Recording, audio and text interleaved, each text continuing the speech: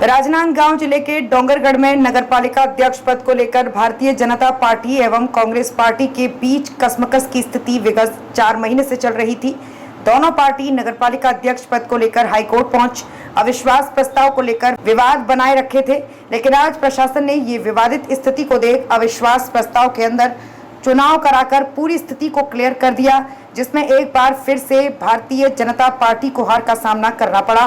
पहले के जैसा ही इस अध्यक्ष सीट पर कांग्रेस का कब्जा बना रहा।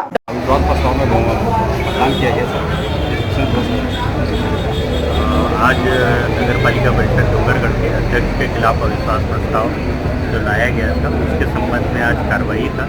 अविश्वास प्रस्ताव के सम्मेलन में आज कुल 23 पार्षद उपस्थित थे। अध्यक्ष उपाध्यक्ष को मिला करके 23 पार्षदों को इस पूरी प्रक्रिया को समझाया गया, मतदान की प्रक्रिया प्रणाली को बताया गया और उनको मतपत्र भी दिखाया गया। मतपत्र के बाद मतदान कराया गया और मतदान करने के बाद मतगणना हुई। मतगणना में कुल 23 पार्षद जो उपस्थित थे 23 ने वोट डाला और वोट डालने के बाद उनके मतों की गिनती में 15 पार्षदों ने अविश्वास प्रस्ताव के पक्ष में वोट डाला। 8 पार्षद ऐसे पाए गए जिन्होंने अविश्वास प्रस्ताव के विपक्ष में वोट डाला।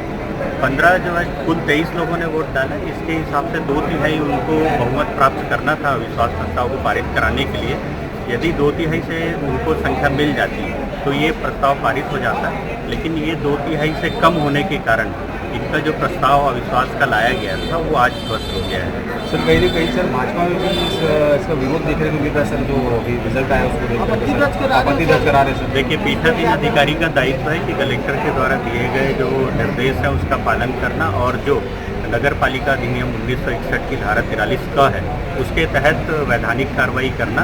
पीठासीन अधिकारी के रूप में वैधानिक कार्रवाई की गई है और जो धारा 43 क में शर्तें लिखी गई है उन शर्तों के अधीन ही पूरी कार्रवाई हुई है और शर्तों के अधीन जो बहुमत उनको प्राप्त होना था शायद नहीं हो पाया, इसलिए प्रस्ताव। डोंगरगढ़ नगर पालिका अध्यक्ष पद पहले से ही कांग्रेस पार्टी के पास था। 24 वार्ड वाली डोंगरगढ़ नगर पालिका परिषद में एक पार्षद की मौत के बाद 23 पार्षद हैं जिन्होंने आज नगरपालिका परिषद के सभागृह में नगरपालिका अध्यक्ष सुदेश मेश्राम के खिलाफ मतदान किया। अविश्वास प्रस्ताव के पक्ष में जहां 15 पार्षदों ने वोट किया तो वहीं प्रस्ताव के विपक्ष में 8 वोट पड़े, जबकि अविश्वास प्रस्ताव पास करने के लिए 2/3 बहुमत के तौर पर 16 पार्षदों के वोट की जरूरत थी। प्रस्ताव की वोटिंग थी वो की पड़ी है भाजपा में। भारतीय जनता पार्टी जब से सत्ता शासन में आई तानाशाही पूरे देश में कर रही है। आज उनको एक बार फिर से औंधे मुंह गिरना पड़ा और मैं सभी मेरे कांग्रेस कार्यकर्ता, विधायक जी, ब्लॉक कांग्रेस अध्यक्ष और सभी कार्यकर्ताओं का तहे दिल से धन्यवाद देता हूं और हम मिल के पूरे डोंगरगढ़ का विकास करेंगे। एक और मेरे की बात कह रहे हैं भाजपा वाले कि एक पार्षद से सेंध मारी आपसी की है बात, उसको हम पार्टी में रखेंगे, देखेंगे और मैं सभी पार्षद भाई लोग को दिल से धन्यवाद देता हूं और हम सब मिलके डोंगरगढ़ के विकास के लिए लगातार निरंतर जैसे 5 साल काम किया फिर से हमने 5 साल काम करना है।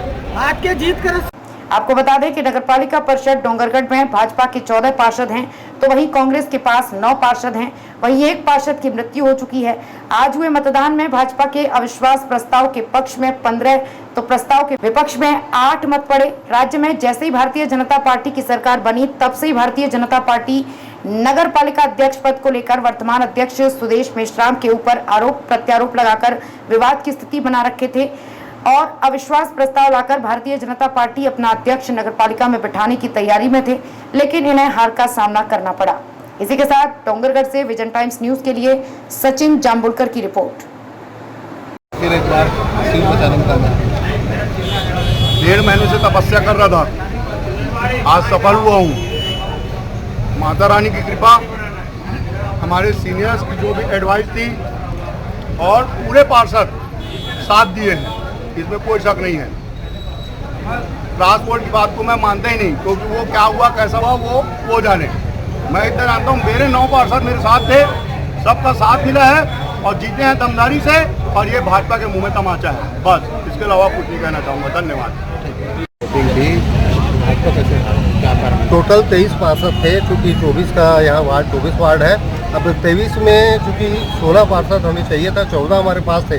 हम सेंध मारने में कामयाब हुए, हमको 14 से हम 15 हुए, लेकिन 0.2 3 के जो एक सोर्स होता है, एक गैप होता है, उस गैप के कारण 3 पॉइंट के कारण हम पीछे हो गए।